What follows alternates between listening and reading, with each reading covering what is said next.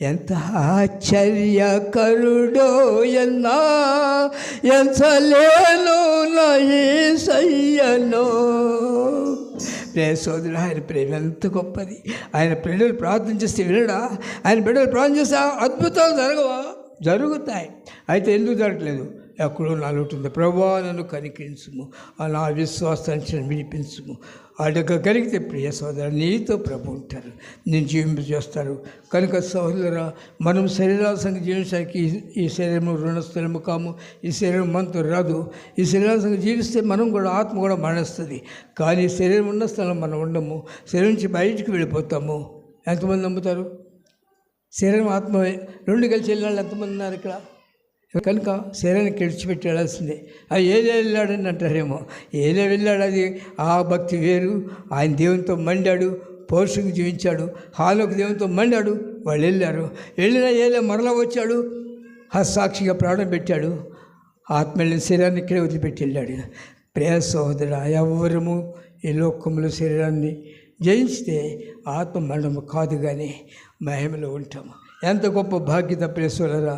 కనుకనే మన జీవితంలో మనము ఆయనతో ఉంటే చక్కగా దేవుని సన్నిధిలో సంతోషిస్తాము, చక్కగా పాడుకుంటాము. యేసుని సిలువ చూసి విజయమును పొందెదము.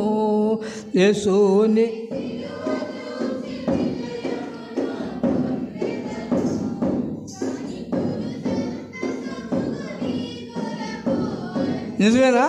నిజమేనా?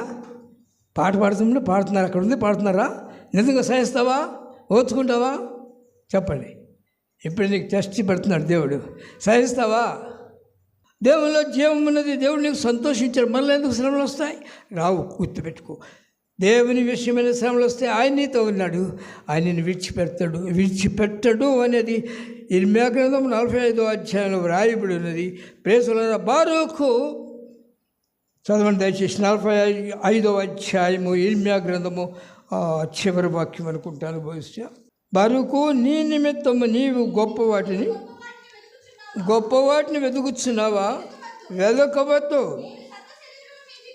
అమ్మా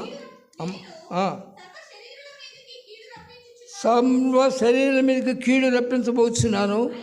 అయితే నీ వెళ్ళు స్థలములన్నిటిలో దోపుడు సొమ్ము దొరికినట్లుగా నీ ప్రాణం నీకు ఇస్తున్నాను. ఇదే యెహోవాకు. నువ్వు ఈ లోకంలో దేన్ని వెతకొద్దు, దేని వైపు చూడొద్దు. నీ ప్రాణం నేను నీకు ఇస్తున్నాను. రేపు మహిమలో ఉంటావు, సంతోషిస్తావు. ఈ లోకంలో ఏది నీ వెంట కానీ దాని మీద నువ్వు మనసు పెట్టదు. గొప్ప వాటిని వెతకొద్దు అంటే అర్థం ఏంటి? నన్ను వెతకండి, నా మాట వినండి. నేను దేవుడును, నేను రక్షకుడును, నేను తప్ప దేవుడు లేడు. ప్రియ సోదరా, ఈ లోకంలోకి సమయం ఇచ్చినప్పుడు నువ్వు దైవ సన్నిధిలో కన్నీరు కాచి ప్రార్థించి ఒప్పుకోకపోతే ఒక దినాన్ని నడుస్తావు. గుర్తుపెట్టుకో, ఆ దినాన్ని రక్షించగలిగిన వాడు ఎవడు కూడా లేడు. ఆ దినాన్ని నడుస్తావు. చెప్పినాడు దేవుని సేవకుడు అయిన లాజరును పంపించి ధనవంతుని చెప్పినాడు, వినలేదు. చెప్పినాడు ఎంతవరకు చెప్పాడు తెలుసు? లాజరు బ్రతుకున్నంతకాలం చెప్పాడు. లాజరుని దేవుడు తీసేసుకున్నాడు, వెళ్ళిపోయాడు. దేవుని కుడి ప్రక్కన అబ్రహాం కుడి ప్రక్కన కూర్చున్నాడు. అబ్రహాం రొమ్మను ఆనుకొని ఉంది. అయితే తర్వాత ధనవంతుడు చనిపోయాడు. ఎక్కడికి పోయాడు? ఈయన కూడా పరలోకం పోయాడా? ఎందుకని పోలేదు? వాక్యం వింటూ కూడా లోపడలేదు. గర్విష్ఠుడా, నేను నీకు విరోధిని. లోపడతావా? ఈ రాత్రి సమయంలో, ఈ ఉదయ కాలంలో నీ హృదయాన్ని దేవునికి ఇస్తావా?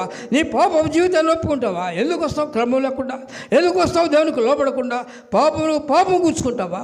నీ బుద్ధి ఎంత నీకు అర్థం కావట్లేదా? ఆయన పరిశుద్ధుడు, ఆయన స్వభావం నీలోకి రాకపోతే నువ్వు ఎలాగా ఆ లోకంలో కాదు ఈ లోకంలో మేలు పొందుతావు?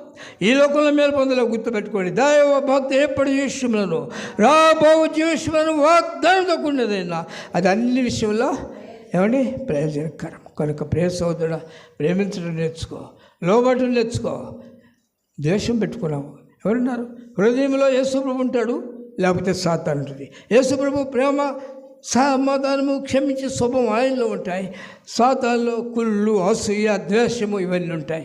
నీ బతుకు జీవితం నీకు అర్థమవుతే ఇప్పుడే నేడు దేవుని దగ్గర కూర్చుని, ప్రభువా ఇదిగో నేను వారిని ప్రేమించలేకపోతున్నాను, ఇదిగో నేను అక్కడ క్షమించలేకపోతున్నాను, నేను వారితో కలవలేకపోతున్నాను, నన్ను క్షమించవా?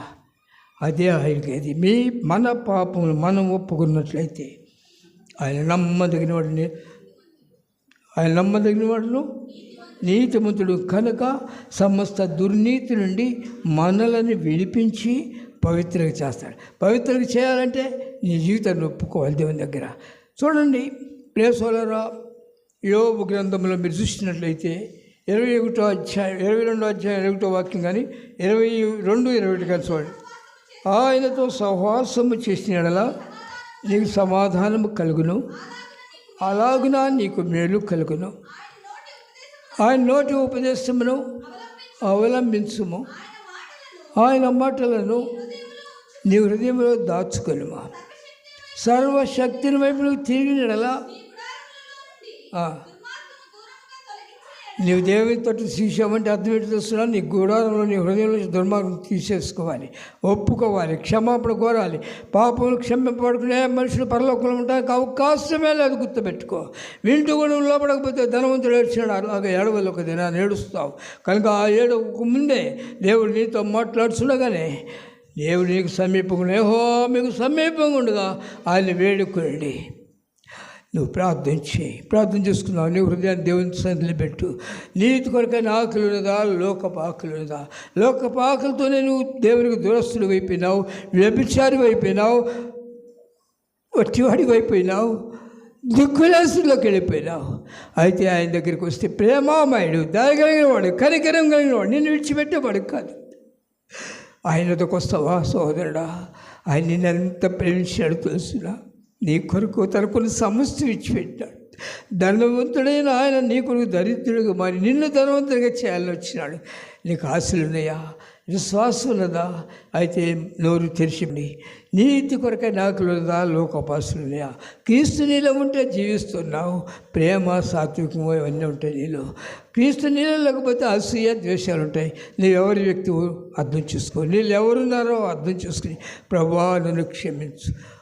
ఒక్క మాట నీ నోరు తెరిచి చెప్పు, ప్రభువా నేను పాపిని, నా జీవితం ఇది, నేను ఎవరిని ప్రేమించలేను, నేను ద్వేషించే స్వభావం నాలో ఉంది, శత్రువులను ప్రేమిస్తున్నాను, నా గుడారం నుంచి దుర్మార్గం తీసేసుకోలేకపోతున్నాను, నన్ను కనికరించు. మరి మొదలు ఆయన పాస్టర్కి వచ్చి ప్రార్థన చేయగలవా? ప్రియ సోదరా, ప్రార్థన చేయడం ఎవరు మౌనంగా ఉండవద్దు దయచేసి. ఇది నీకు అనుకూల సమయము. నువ్వు ఇంటికి వెళ్తావో లేదో నాకు తెలియదు. ఒకవేళ ప్రభు వస్తే నువ్వేమవుతావు అర్థం చేసుకుంటూ కన్నీరు అందరం తలనుంచండి. ఒకసారి పరిశీలన చేసుకోనండి. హృదయంలో దేవునికి స్థానం ఇద్దాం. దేవుడు మనల్ని విడిచిపెట్టడం, ఆయనతో సహవాసం చేస్తూ ఆయన మన ముందు నడుస్తుంటే ఆయన వెనక నడుద్దాం. ప్రియ సోదరా, భయపడవలసిన పని లేదు. ఆయన ప్రేమమయుడు, ఆయన దయగలిగినవాడు, ఆయన కనికరం చూపుట్లో సంపన్నుడు.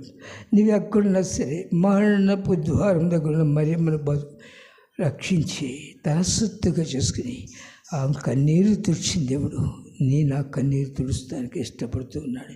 ఆయన స్వరవింటూ ఆయన వెంబడిస్తాం. మన హృదయం ఆయనకు ఆలయంగా చేసుకుందాం.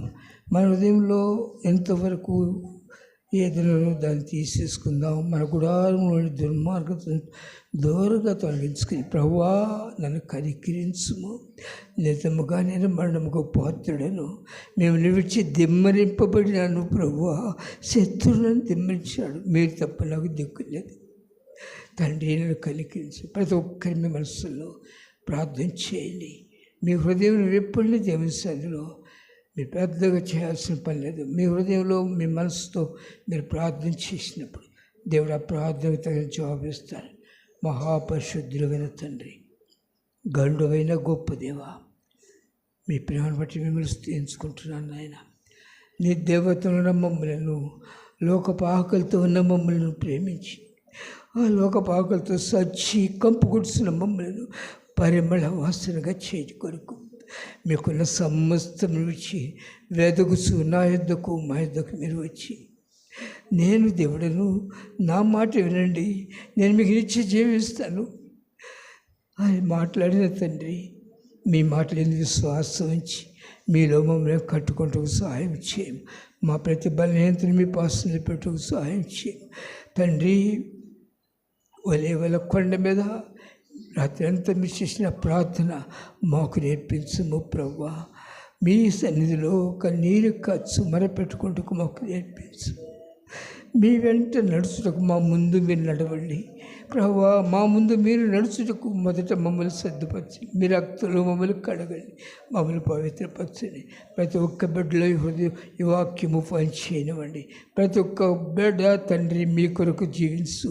ఓ మరియమ్మ వలె శరదయములు పట్టిన మన వలె విడుదల పొంది మిమ్మల్ని సంతోషించేవారుగా, లాజరు వలె మీ కొరకు జీవిస్తూ వారుగా మమ్మల్ని స్థిరపరిచి మీ నామనికి మేము తెచ్చుకోండి. మా పాపను మేము ఒప్పుకుంటూ మీ చెవులు కలిగి బ్రతుకుటకు మాకు సహాయం చేయమని క్రీస్తు వారి దివ్యనామములో ప్రార్థన చేసి అడుగుతున్నాను తండ్రి. ఆమేన్. మన తండ్రి అయిన దేవుని దయ, మన ప్రభువైన యేసుక్రీస్తు అనే కృప, పరిశుద్ధాత్మ వారసంది మనతో ఉండి ఆయన హక్కుల మళ్ళీ పదిలిపచ్చి ఈ లోకమును శరీరం జయించే శక్తిని దేవుడు మనకిచ్చి నిత్యమైనలో సంతోషించేవారుగా దేవుడు మళ్ళీ ప్రతి ఒక్కరిని ఆశీర్వదించి సంతోషభృతులుగా చేయనుగాక. ఆమేన్. ఆమేన్. మంచిది సోదరులారా.